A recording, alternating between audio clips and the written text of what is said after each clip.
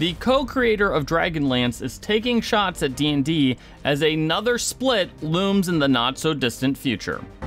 It's over now. The co-creator of Dragonlance, Margaret Weis, raised eyebrows last weekend when she took several not-so-veiled shots at D&D over the treatment over her beloved campaign setting. A number of her comments seem to be aimed specifically at the treatment of Dragonlance during 5th edition, with Weis sharing the quote, "may have been the losing side, still not convinced it was the wrong one," and recommending that people not play Dragonlance using 5e rules.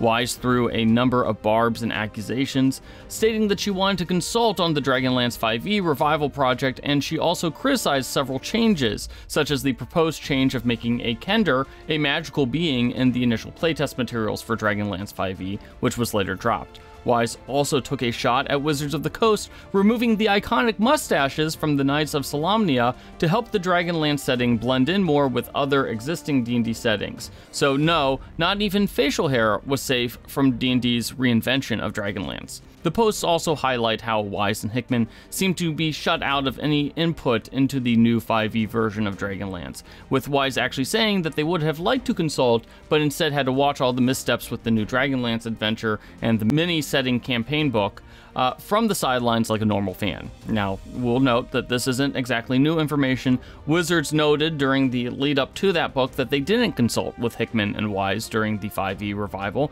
and pointed out that Dragonlance was both a novel series and an adventure campaign series, and that it leaned away from the novels when crafting the 5e book.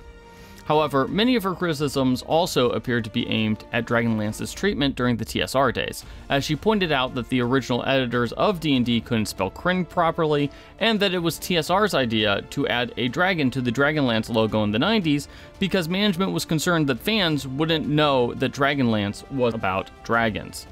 Now, Weis and Hickman have a long and contemptuous history with TSR, and more recently Hasbro, which dates all the way back to the 1980s. The pair left TSR in the late 1980s after the company didn't publish their Dark Swords trilogy of books, and they intended the 1995 Dragons of Summer Flame to be the finale for Dragonlance after it looked like TSR was going under.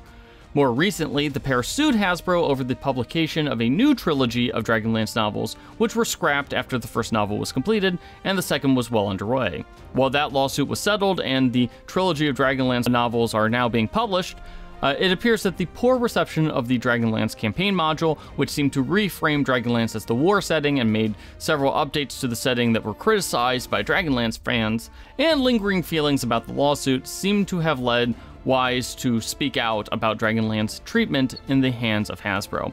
We'll note that some of Weis's comments also mirror that of actor Joe Manganiello, who tried to turn Dragonlance into a TV series, but was ultimately turned down by Hasbro.